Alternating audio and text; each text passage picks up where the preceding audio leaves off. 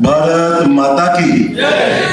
भारत माता की जय। वंदे वंदे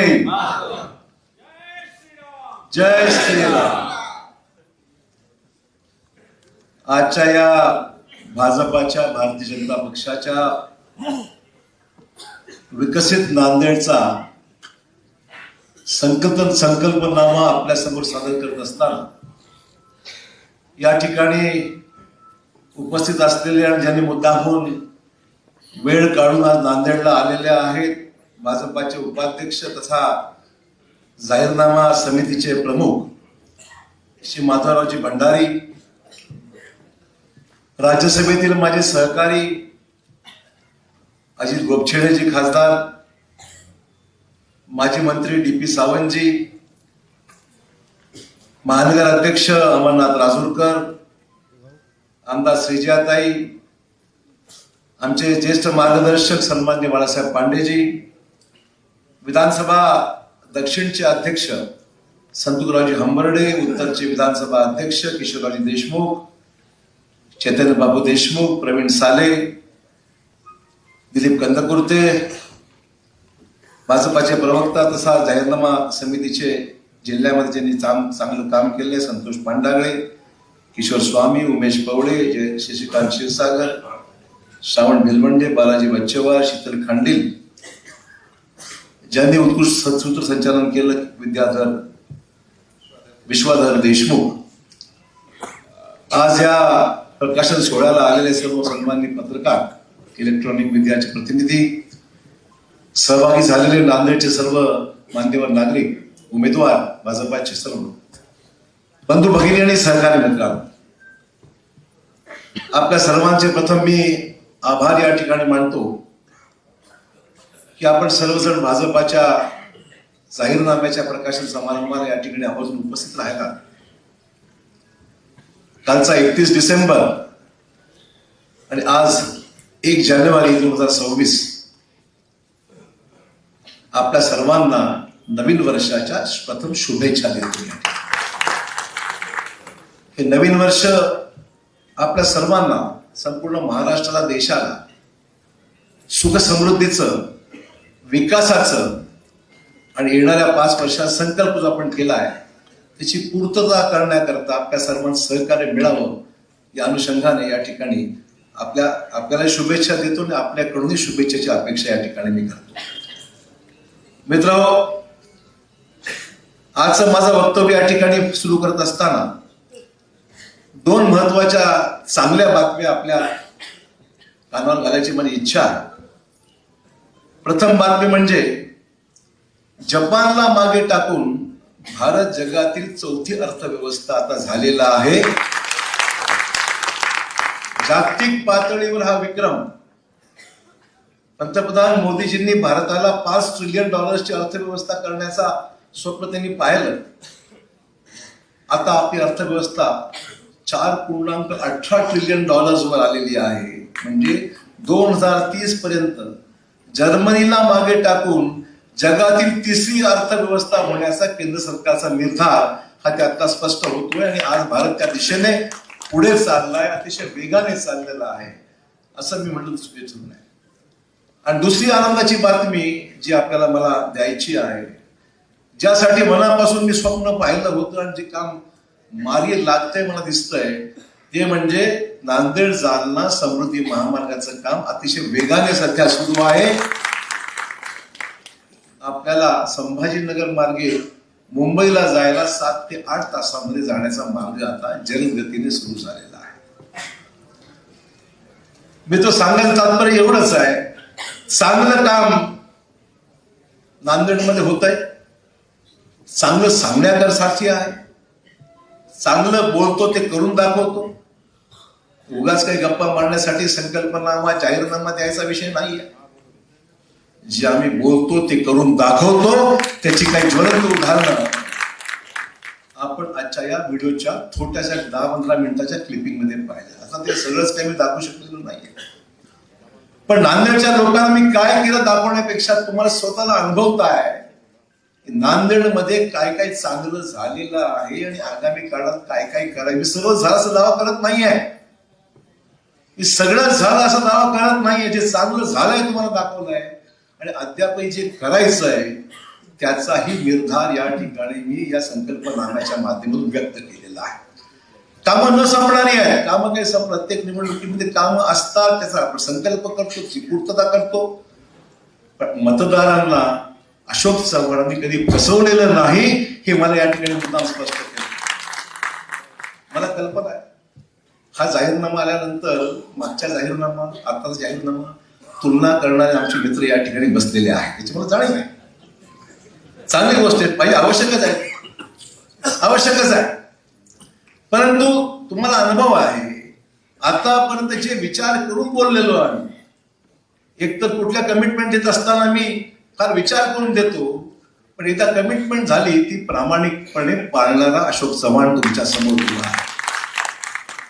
आणि म्हणून मला नांदेडच्या लोकांना विनंती करायची आहे, हे जी निवडणूक आहे ही विकासासाठी जी आपली भूक आहे ती भूक कोण पूर्ण करू शकतो, कोण त्याची पूर्तता करू शकतो ही जाणीव करून त्याची पूर्तता करून पुढची 5 वर्षाचा निर्धार नुसता व्यक्त करून नाही, प्रत्यक्ष अंमलबजावणी ज्याची आपल्याला करायची आहे त्यासाठी ही सगळी या ठिकाणी आपण केलेला प्रामाणिक प्रयत्न आहे. काही उदाहरणं महत्वाची द्यायची, बाकीची भरपूर उदाहरणं आहेत, परंतु काही महत्वाचं उदाहरण द्यायचं म्हणजे आता नांदेडमध्ये 5 ते 6 ठिकाणी विमान सेवा सुरू झाली. विचार करू शकत होता आपण, विचार करू शकत होतो का नांदेडमध्ये एखादं कधी विमान यायचं, एखादं जायचं, चार्टर यायचं? विमानतळाची गरज काय? तोही दिवस आठवतो मला. पत्रकारांना कदाचित संकल्प काढा, मागचे कात्रण काढा. अशोक चव्हाण फक्त येतील आणि जातील विमानाने, सामान्य माणसाला का उपयोग होता? आज नांदेडहून 500 माणसं जातात आणि 500 माणसं येतात. ही आज ज्यांनी टीका केली त्यावेळेस 15 वर्षापूर्वी त्यांना आपण दाखवलं पाहिजे की थोडी तरी दुरुस्ती त्यावेळेस आम्हाला होती म्हणून झालं ना. ज्यांनी ज्यांनी विरोध केला त्या विमानतळाला ते आज रोज बॅगा घेऊन पुण्याला चाललेले आहे, ते पाहिलं का आपण? चांगली गोष्ट, मला आनंद आहे. आज तरी जाणीव आपल्याला आहे की नांदेड मधला माणूस पुण्याला जातो, आता मुंबईला जातो, 1 तासात मुंबई, 45 मिनिटात मुंबईत पोहोचतो, बँगलोरला जातो, अहमदाबादला जातो, हैदराबादला जातो, दिल्लीला जातो, हिंडन विमानतळावर स्ट्रेट गाझियाबादला. आणि आगामी काळामध्ये नांदेडचा माणूस आमचा गोव्याला सुद्धा नवीन वर्ष साजरा करण्याकरता नक्की जाऊ शकेल अशा प्रकारचे माझ्या मनामध्ये खात्री. सुखरूप परत येईल गोव्यावर, काळजी करू. परंतु सांगायचं तात्पर्य एवढं आहे की नांदेडहून विमान सेवा ही कधी विचार केला होता का? जागा मिळण्यात अडचणी, म्हणजे एक एक निर्णय तुम्हाला मुद्दा अडथळ्यांची शर्यत कशी पार पाडावी लागते, एक एक जम मारत जावं लागतं. विमानतळाला संकल्प त्याला मिळाला, अडथळे त्याला मिळाला, स्टे वरिष्ठ पातळीवर सगळे प्रश्न खूप झालं. मी उदाहरण सांगे, आता ही वेळ नवीन वर्षाची पण चांगली सुरुवात करायची आपल्याला. नवीन वर्षाची चांगली सुरुवात केलेली मागचं सोडून देऊ आपण. तो सांगायला मला आनंद आहे. नांदेडच्या विमानतळावर 5 विमानं एकदम उभं राहिलं, मला खूप आनंद होतो. काय चाललंय, उत्तम चाललंय की नाही. 5च्या 5 विमानं आमची चालली आहेत अहमदाबादला, दिल्लीला, मुंबईला, हैदराबादला, बँगलोरला. अरे बँगलोरला मला वाटतं बँगलोर चालते की नाही विमान? बँगलोरचं विमान फुल चाललंय, अहमदाबादचं विमान फुल चाललंय. बँगलोरला शिकायला IT हब आहे, लोक तिथे नोकरी करायला. मी काही गेलो बँगलोरला, लोक मला भेटली, म्हणून कसं काय चाललं बँगलोर? ते म्हणजे IT हब आहे, नोकरी लागली मला बँगलोरला आणि म्हणून मी बँगलोरला चाललो. मला बँगलोरचं विमान चांगलं चाललं पाहिजे, पण IT हब माझं नांदेडला पण झालं पाहिजे, ही माझी प्रामाणिक इच्छा आहे. माझा जो मुलगा आहे, माझे जे बांधव आहेत, माझे जे विद्यार्थी आहेत, यांना आता बाहेर नोकरी करण्याकरता गरज पडू नये. नांदेडमध्ये आपल्याला रोजगाराची संधी उपलब्ध करून द्यावी लागेल, आपल्याला जागा उपलब्ध करून द्यावी लागेल, कारखाना आणाव्या लागतील. हा आमचा पुढचा महत्वपूर्ण आपला हा निर्धार राहणार आहे की ज्यामध्ये आपल्याला नांदेड एक विकसित केंद्र, विकसित शहर म्हणून आपल्याला आगामी काळात पाहायचं आहे. वंदे भारत सुरू झाली आपली, चाललंय आपण संभाजीनगरला 2.5 तासात पोहोचतो. मुंबईपर्यंत जायला 10 तास लागत आहेत. आमचा प्रयत्न वंदे भारत हैदराबादला सुद्धा गेली पाहिजे. 3-2.5 तास, आता 6 तासात जातात, 2.5 तासामध्ये वंदे भारत आपल्या हैदराबादला गेली पाहिजे. कनेक्टिव्हिटी वाढली पाहिजे. हायवे झाले, स्टेट हायवे झाले, नॅशनल हायवे झाले, शहरातले उत्तम रस्ते झाले. हे का निर्माण केलंय? इन्फ्रास्ट्रक्चर, पायाभूत सुविधा ज्या शहरामध्ये आहेत त्या शहराला त्याच्या अवतीभोवती जे काही सुरेख होतंय, घडतंय, इन्व्हेस्टमेंट येते आहे, प्रमुख कारण आहे air connectivity, road connectivity, rail connectivity. नांदेडला आज तिन्ही गोष्टी आहे. एअर कनेक्टिव्हिटी आहे, रोड कनेक्टिव्हिटी आहे आणि एअर कनेक्टिव्हिटी आहे. तिन्ही गोष्टी झाल्यामुळे नांदेडचं भविष्य पुढच्या 5 वर्षांमध्ये झपाट्याने वेग घेणार आहे. हे मला मुद्दाम या ठिकाणी नमूद करायचं, कारण पायाभूत सुविधा निर्माण झाल्या. जे बॉटलनेक होते, जे अडथळे होते, जे प्रश्न होते, ते आता त्यातून दूर झालेले आहे. आणि म्हणून हा संकल्पनामा जो आहे तो विकसित नांदेडचा संकल्पना. बुलेट ट्रेनला मी धन्यवाद मानून रावसाहेब दानवेचे रेल्वे राज्यमंत्री होते, मी तेव्हाही बोलतो, जो काँग्रेसमध्ये असताना सुद्धा धन्यवाद त्यांचे मानले होते. आजही मानतो मी की ज्यावेळेस जालन्यापर्यंत वंदे भारत सुरू झाली त्याच वेळेस त्यांनी सांगितलं होतं की मी नांदेडपर्यंत सुद्धा जरूर नाही सुरू झाली. त्यामुळे क्रेडिट मी घेतलं काय पुस्तका प्रश्न नाहीये, जे करते त्याला क्रेडिट दिलंच पाहिजे. आमचं समज सामूहिक प्रयत्न आमचा सर्वांचा. अशोक चव्हाण एकटा यायला मी म्हणत जाऊ, मी कधी करणार पण नाही. म्हणजे करताय त्याला क्रेडिट दिलं पाहिजे. दानवे साहेब सुद्धा मराठवाड्याचे आहेत, त्यांनी रेल्वे मंत्री राज्यमंत्री असताना हे केलं, याची आठवण मला आजही कायम आहे. मित्र, काळेश्वरचा पूल बघा, मुंबईचा सीलिंग सारखा पूल झालाय आपला. तुम्ही जाता रोज काळेश्वरला फिरायला जाता, बघायला जाता.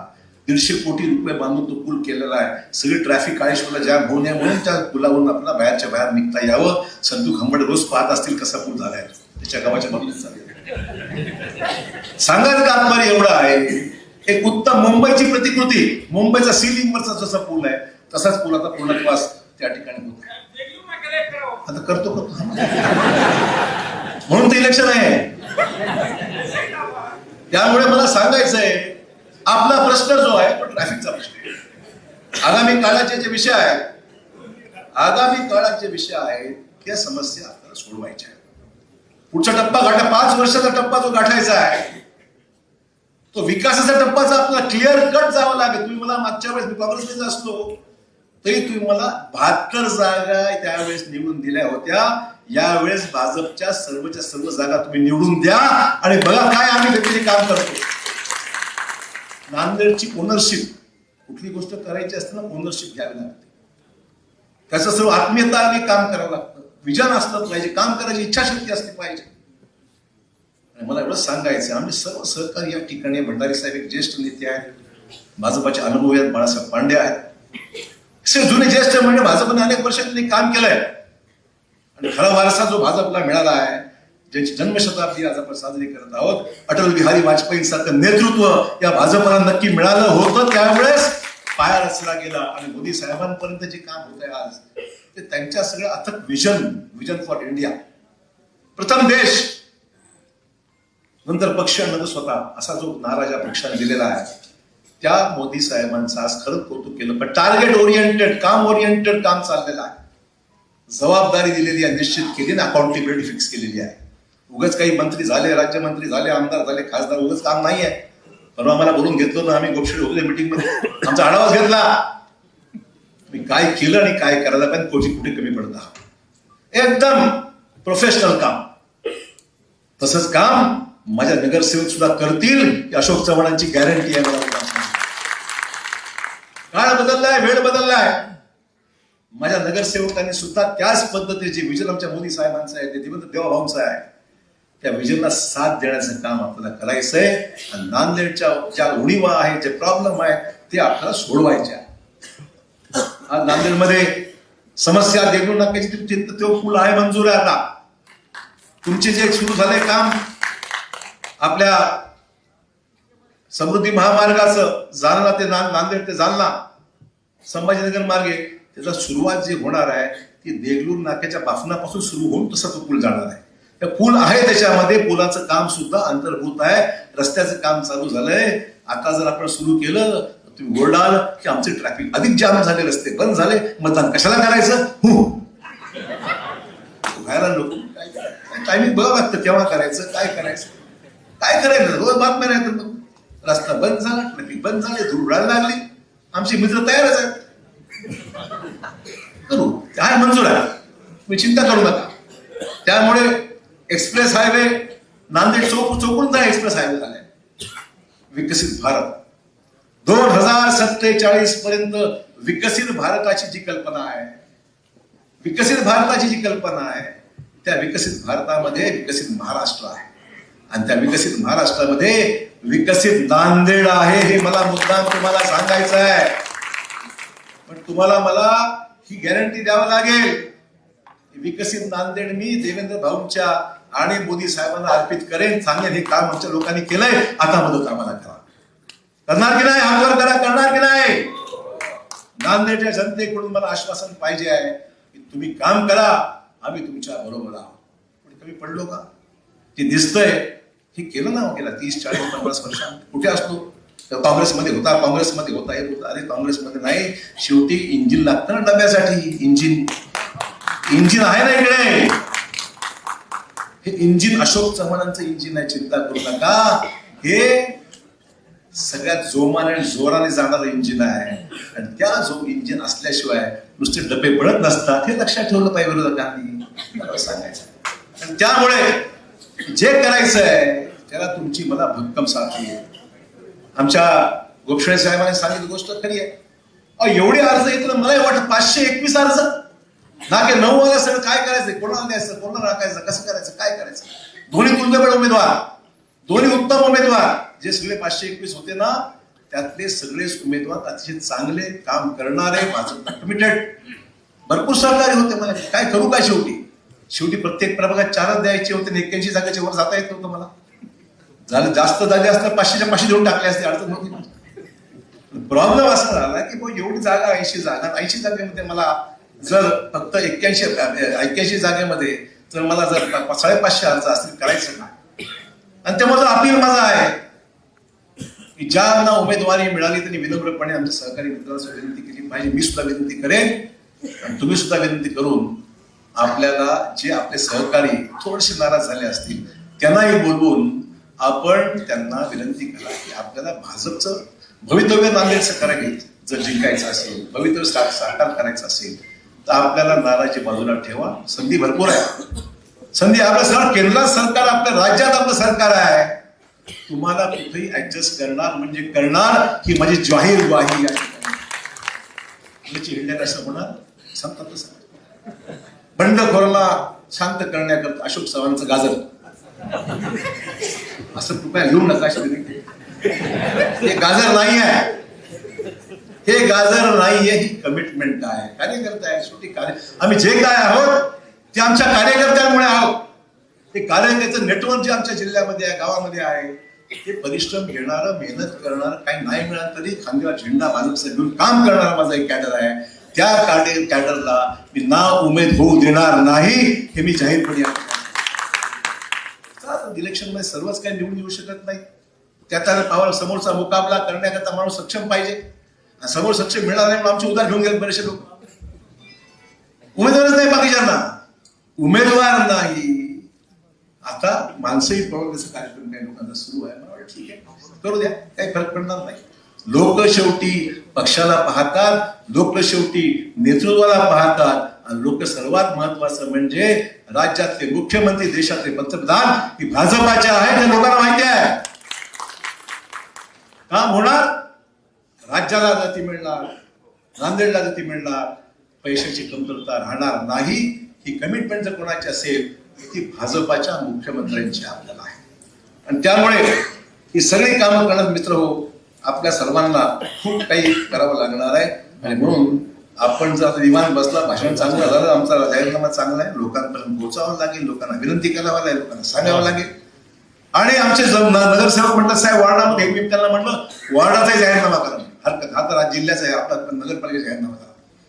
वार्डाचाही जाहीरनामा आपल्याकडे आणून घ्या, त्यालाही आपण मुख्यमंत्र्यांच्या साक्षीने आपण. राज्याचे मुख्यमंत्री 5 तारखेला नांदेडला येत आहेत. आज 1 तारीख आहे, 5 तारखेला राज्याचे मुख्यमंत्री देवेंद्र फडणवीसजी नांदेडला येणार आहे. तुमच्यासाठी, भाजपासाठी, मतदारांना विनंती करण्याकरता 5 तारखेला देवेंद्र भाऊ या ठिकाणी येणार आहे. आणि त्यामुळे जी काही विकासाची गती आहे तर लक्षात ठेवा, कामं काय 20-20 वर्ष कामं होत राहतात का? कामं कमिटमेंट जी दिली त्याला काय कालावधी आहे, काल मर्यादा आहे. मोदी साहेबांना सांगते 2047 मध्ये कामं करून टाकू.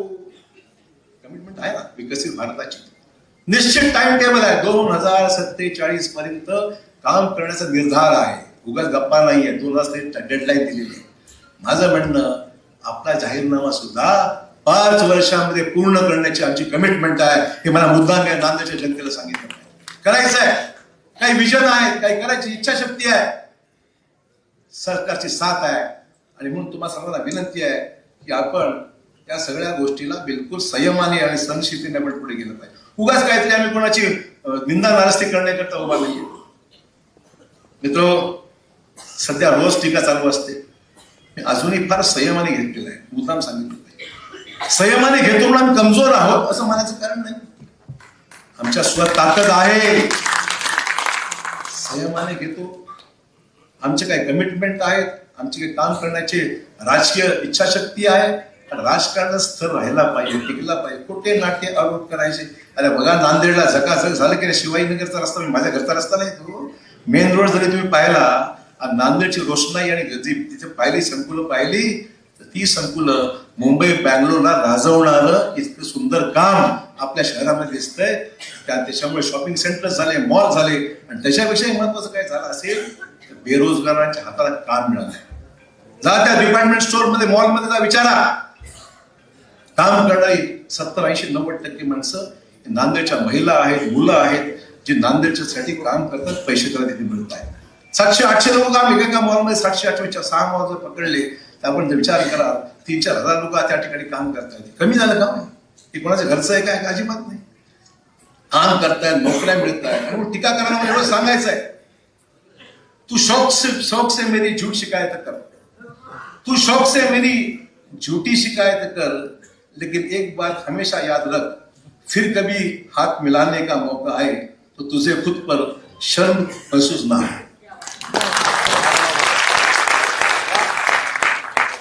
किसी ना किसी मोड़ में तो मुलाकात हो ही जाएगी. नांदेड़ के एयरपोर्ट पे हो जाएगी या रेलवे स्टेशन पे हो जाएगी. उस समय कम से कम आंख से आंख मिलाने की तो भी आगे वक्त आएगा, तब शर्म ना करना. एवढं मला सांगायचं. करा ना, काय करून दाखवा. अजून त्यांचा जाहीरनामा पण सिंगल पानाचा आहे. अशोक चव्हाणाला शिव्या, माझा कोट पण खाली शिव्या, एवढंच जाहीरनामा. तुझं जाहीरनामा आहे काय त्याच्यामुळे मला एवढं सांगायचं आहे की तुम्हाला जर माझ्यावर बोलायचं असेल तर बोल भरपूर. एक दिवशी आपण लंडनला, माहिती, लंडनच्या त्या पार्कमध्ये अशी एक जागा केलेली आहे. त्या जागेमध्ये ज्याला काही ओरडायचं असेल त्याने उभं राहायचं आणि तिथे ओरडायचं.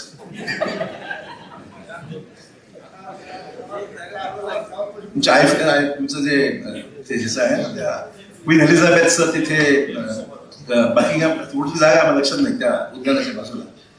ती मी विचारलं तिथे, ते म्हणे इथे ज्यांना ज्यांना काय ओरडायचं आहे त्यांना तिकडे उभं राहून ओरडायला संधी आहे. आपण तसं करावं वाटतं. नांदेडला एक करावं. रोजचं काही गरज नाही ना. रोज ह्याला त्रास द्या, चालून आणले बातमी, फ्रंट पेजला टाक म्हणे, सेकंड पेजला टाक, भांडण नाही ना. तिकडे उभं राहायचं, ज्याला जे वाटतं ते बोलायचं आवश्यक. तेव्हा तशा पद्धतीने काहीतरी करावं. या नवीन संकल्पने राहून गेलं ते सुद्धा, अशी माझी मनापासून इच्छा आहे. त्यामुळे जाऊ द्या, चिक सोडून द्या. मुद्दा पुढचा असा आहे, आज अनेक पक्ष निवडणुका लढवत आहेत. कुठे MIM लढतंय, कुठे काँग्रेस लढतंय, कुठे MGP लढतंय, कुठे दुसरी काय पक्ष लढतंय. माझा काय जिकडे तिकडे अशोक चव्हाण, इकडे पण अशोक चव्हाण, काय संबंध आहे? त्यांना ती मतं त्यांच्याकडे हवी आहे म्हणून माझं नाव वापरायचं. MIM काय पहिली वेळ आहे का? अनेक वेळ लढले. आम्ही काँग्रेसमध्ये असताना तो MIM लढलं होतं ना. आम्ही काँग्रेसमध्ये असताना सुद्धा MIM लढलं होतं. त्याला MIM आम्ही उभं केलं होतं काँग्रेसवर. हा कार्यक्रम जो चालू आहे विरोधामध्ये, काहीतरी लोकांना सांगाय, त्यांना शाश्वती नाही आहे की त्या ठिकाणी त्यांना मतं कशी मिळते, हिशोबच नाही आहे. शेवट पण उमेदवार सापडलेले आहेत अनेकांना. आणि मग हे अशोक चव्हाणांचे MIM त्यांचा आहे, मग MGP त्यांचाच आहे, अमुक पक्ष त्यांचाच आहे. एवढाच कार्यक्रम चालू आहे. आणि ते लोकांमध्ये दिशा. मला एवढं सांगायचं लोकांना की तुम्ही आता संभ्रमात राहू नका. काय फरक पडत, कोण उभं राहायचं राहू द्या, कोणाला काय. शेवटपर्यंत आम्ही युती व्हावी शिवसेनेशी आम्ही प्रयत्न केला. शिवसेनेची युती व्हावी शेवटपर्यंत प्रयत्न केला, नाही म्हणत नाही. सोबत 8 ते 10 जागा देण्याची तयारी आमची होती. रिस्पॉन्स शेवटपर्यंत नियोजन नाही, रिस्पॉन्स नाही, चर्चा नाही, ठीक आहे.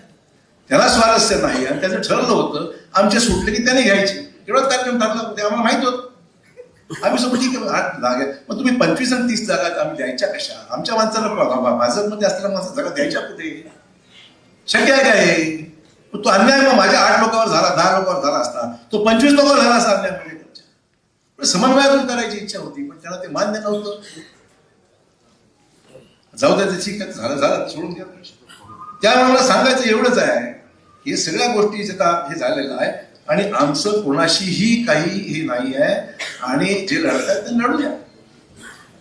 आम्ही कोणाच्या बद्दल उभं केलंय, कोणाला काय केलं असं अजिबात विषय. आमचे उमेदवार भाजपचे आणि आठवले साहेबांचे जे उमेदवार आहेत त्यांना पूर्णपणे आम्ही ताकद लावू आणि त्यांच्यासाठी हे सर्व आमचे कार्यकर्ते आहेत. ज्या कार्यकर्त्यांनी विधानसभा लोकसभेमध्ये आमच्याकडे प्रयत्न केले, प्रयत्नांची पराकाष्ठा केली आणि ज्यांनी उभं राहण्याला खूप मदत केली, त्या सर्व लोकांना निवडून आणणं हे आमचं कर्तव्य आहे. आणि म्हणून मित्र हो, या सगळ्या गोष्टीचा मुद्दा या ठिकाणी आता जाहीरनामा करत असताना मला मुद्दाम उल्लेख केला पाहिजे. आमचे काही सहकारी मित्रांना पाठवले, देशात सगळ्यात चांगलं काम कुठं होत असेल, देशात सगळ्यात चांगलं कुठं? इंदूरला सर्वात चांगलं काम गेल्या काही वर्षामध्ये झालेलं आहे. आणि ते काम करण्याकरता आमचे काही मित्र आम्ही पाठवून त्या ठिकाणी की तुम्ही जा ते पाहून घ्या. इंदोर देशामध्ये सगळ्यात चांगलं उत्तम शहर म्हणून इंदोरचं नाव घेतलं जातं. पाठवून ते बघा म्हणतात. जे जे चांगलं चाललेलं आहे त्याला आपण त्याचं अनुकरण करावं किंवा त्याच्यापेक्षा चांगलं करावं, ही माझी भूमिका आहे. जे जगात चांगलं दिसतंय ते मला नांदेडला आलं पाहिजे, ही मनापासून आमची भावना आहे. काय हरकत आहे? आपल्याकडे आता वाहतूक, सार्वजनिक वाहतूक नीट करायची गरज आहे, जाणीव आहे. ट्रॅफिकला चांगलं करायची गरज आहे, आम्हाला जाणीव आहे. इलेक्ट्रिक बसेस, गडकरी साहेबांना भेटते म्हणजे इलेक्ट्रिक बसेस नागपूरला मी सुरू केले, बोललो गडकरींना. इलेक्ट्रिक बसेस प्रदूषण मुक्त, पेट्रोलचा खर्च, डिझेलचा खर्च नाही, पेट्रोलचा खर्च नाही. कुठे पाठवायचे आम्हाला? लोहा, सोनखेड, मालेगाव, अर्धापूर, लिमगाव, जवळपासची सॅटेलाइटची छोटी छोटी शहरं आहेत, म्हणजे गाव आहे. जाणारी गर्दी खूप आहे त्या ठिकाणी. त्यामुळे तिथे सगळ्या बसेस गेल्या पाहिजे. लोक मेडिकलच्या इंजिनिअरिंग कॉलेज, मेडिकल कॉलेज, विद्यापीठ अशा ठिकाणी सभोवतालच्या ठिकाणी इलेक्ट्रिक बसेस नॉन पोल्युटिंग उत्तम आपल्याला सेवा देण्याकरता त्या बसेस झाल्या. नांदेड शहरातून बाहेर जायला अति सोपं जायला मला कोणते विद्यार्थी भेटत साहेब, मला विष्णुपुरी जायला बस कमी पडते, आम्हाला संतुकुरामच्या कॉलेजला जायला बस कमी पडते असं म्हटले. असे काही विषय येतात. लोहा गंधाला आम्ही जातोच नेहमी, आम्हाला जावं लागतं नेहमीप्रमाणे, इतर नाही जावं लागतं. त्यामुळे तिसरे प्रश्न आहेत. मालेगावला जावं लागतं, अर्धापूरला जावं लागतं. ही जवळपासची शहरं आहेत, त्यांना वाहतूक व्यवस्था द्यावीच लागेल. लोकांना जायचं कसं? म्हणून एक सॅटेलाइट त्याला मध्ये नांदेड शहरातून इलेक्ट्रिक बसेस आपल्याला सोडायचा आमचा निर्धार आहे. त्याच्यामुळे लोकांना, सामान्य माणसाला, पेशंट आहे, सामान्य त्याचे नातेवाईक आहेत, सामान्य लोकांना येण्या जाणं. जमीन आम्हाला MIDC करता पाहिजे, MIDC आम्हाला वाढवायची आहे. आणि जमीन असल्याशिवाय गुंतवणूक नाही आणि गुंतवणूक झाल्याशिवाय रोजगार नाही. करायचं, केलं पाहिजे. तेव्हा भाऊंना बोललोय म्हणजे साहेब इंडस्ट्री आमच्याकडे आली पाहिजे, इंडस्ट्री वाढली पाहिजे, त्या इंडस्ट्रीमध्ये रोजगार मिळाला पाहिजे. अशा प्रकारे संकल्पना आम्ही व्यक्त केलेली आहे आणि ते सुद्धा आम्हाला मुद्दाम मित्र पुढे द्यायचं. अशा काही गोष्टींचं मला हे सगळा उल्लेख मी या ठिकाणी केला. आणि त्यामुळे आता नांदेडला परवा देवा भाऊंनी सुपर स्पेशालिटीसाठी आम्ही प्रयत्न करत आहोत. परवा कॅन्सरच्या निदानासाठी, कॅन्सरच्या ट्रीटमेंटसाठी L2 लेवलचं कॅन्सर हॉस्पिटल त्यांनी मंजूर केलं. 150 कोटी रुपये त्याला मंत्रिमंडळाने मंजूर केले. नांदेडच्या मेडिकल कॉलेजला आता कॅन्सरसाठी, कॅन्सरचं निदान, कॅन्सरचं ट्रीटमेंट याकरता उपलब्ध करून दिले. आपल्या हॉस्पिटलला पैसे दिले, ते मंजूर झाले. कॅबिनेटचा निर्णय मंजुरी झाला, काम व्हायला लागेल मागे. त्याचबरोबर आपल्याला आपल्या शहरामध्ये मेडिकल, आपल्याकडे सिव्हिल हॉस्पिटलचं काम करायचं, त्याचे आम्ही उल्लेख केलाय. 500 बेड सिव्हिल हॉस्पिटल, त्याला आपल्याला मार्गी लावायचं आहे. आणि या सगळ्या गोष्टी मित्र खूप मोठ्या प्रमाणावर हे करायचं आहे आपल्याला. आणि पार्किंग स्लॉटची निर्मिती करावी लागणार, पार्किंगला जागा नाहीये. भूमिगत विद्युत वाहिन्या, लाईटचे खांबा वायरी लटकत आहेत, माणसं मरत आहेत, झडतायत. आता ती चूक आता कोणाच्या हा विषय नंतर पाहू. परंतु अंडरग्राऊंड वायरिंग झाली पाहिजे नांदेड शहरामध्ये सर्वत्र. 5 वर्षात का होईना, हळूहळू का होईना, दरवर्षी अंडरग्राऊंड वायरिंग काय त्याच्याने झाली पाहिजे, ती आपल्याला करावं लागणार आहे. आणि गोदावरीचा प्रदूषणाचा विषय महत्वाचा आहे, मोठा आहे. तो अनेक वर्षापासून लोंबकळला आहे, लांबलेला आहे. त्याला आपल्याला गती देण्याकरता आपल्याला शासनाची विशेष मदत घेऊन तो प्रकल्प मार्गी लावण्याकरता आपल्याला प्रयत्न करावा लागेल. आणि जे आपत्ती निवारण आहे, एनडीआरएफ त्याला म्हणतो, ते एनडीआरएफचं विभागीय केंद्र आपल्याला, एनडीआरएफची बटालियन जी आहे ती नांदेडमध्ये देण्याबद्दल मी अमित भाई शाह यांना पत्र दिलेलं आहे.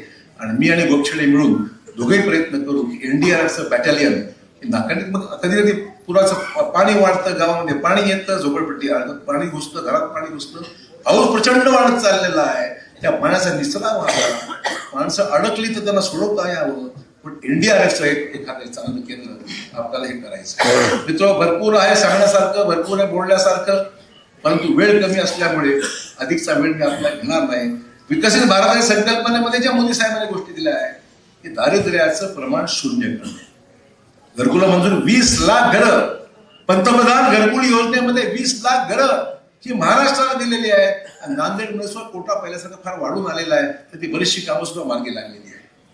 100% दर्जेदार शालेय शिक्षण, 100% दर्जेदार, कॉपी मुक्त नांदेड. पण आजही आठवतं, श्रीकर परदेशी हे नांदेडचे जिल्हाधिकारी असताना ते मला भेटले. ते म्हणाले, साहेब मी एक मोहीम हाती घेतोय, तुम्ही मला राजकीय त्याच्यामध्ये थोडीशी मदत लागेल. काय आपण सांग साहेब, आपल्याकडे जिल्ह्यामध्ये कॉपिंग करणारा प्रमाण खूप वाढलेला आहे, दर्जेदार शिक्षण होत नाही, नावाला फक्त चाललंय, मार्क एवढे मिळाले तेवढे मिळाले. मी त्याच्यावर कारवाई करणार आहे, त्याच्यामध्ये राजकीय दबाव येऊ शकतो. मी म्हणलं, दबावाची चिंता करू नका, जोपर्यंत मी आहे तोपर्यंत काही त्याच्यामध्ये अडचण येणार नाही. श्रीकर परदेशी आजही त्यांचं नाव आम्ही घेतो, ते घेतात. चांगल्या कामाला पूर्णपणे समर्थन सगळ्यांनी दिलं आणि कॉपी करणारे सेंटर्स त्या काळात बंद झाले, आता परत सुरू झाले. आता परत सुरू झाले. ते कोणाचे शोधून काढा. ते म्हणतात ना, देवीचा रोगी कळवा आणि 1000 रुपये मिळवा, कॉपी सेंटर कळवा. त्यामुळे या सगळ्या गोष्टी मित्र करण्यासाठी आर्थिक उपक्रमामध्ये महिलांचा सहभाग 70% असला पाहिजे, रोजगार 100% कुशल मनुष्यबळ असलं पाहिजे, आणि उच्च दर्जाची परवडणारी आणि सर्वसमावेश आरोग्य सेवा. हे मोदी साहेबांच्या संकल्पातील काही विषय तुमचा उल्लेख करतो. काय काय करायचं आहे, खूप काम करायचं आहे.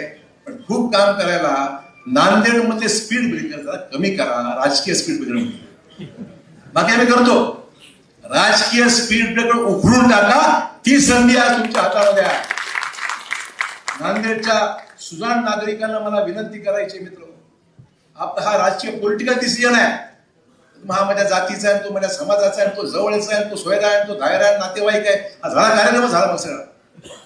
कामाच्या अपेक्षा आमच्याकडून करायच्या, मतदान मात्र सोयरा दायरा. थांबवा काम, कामाला किंमत. आम्ही जी कामं केली काय व्हॅल्यू आहे का त्याची? आमचं म्हणणं तेच आहे. 5 वर्षामध्ये आम्हाला काही सांगायची गरज नाही, आमचा प्रेसिडेन्स आहे. आम्ही केलंय, गेलं काही 40 वर्षात, 50 वर्षात. त्यांनी जे आज वंदना करतायत, ते बोलतायत, ते एकच सांगावं, आमचं नाव न घेता जाहीरनामा काढा. लोकांना इंटरेस्ट नाही आहे, लोकांना टीका टिप्पणीमध्ये इंटरेस्ट नाही आहे. लोकांना पुढच्या 5 वर्षामध्ये तुम्ही काय संकल्पित केलं आहे, तुम्ही काय करणार आहात, आधी काय केलं ते सांगा आणि काय करणार त्यांचं सांगा. विश्वास कसा ठेवायचा, विश्वास ठेवायचा कसा?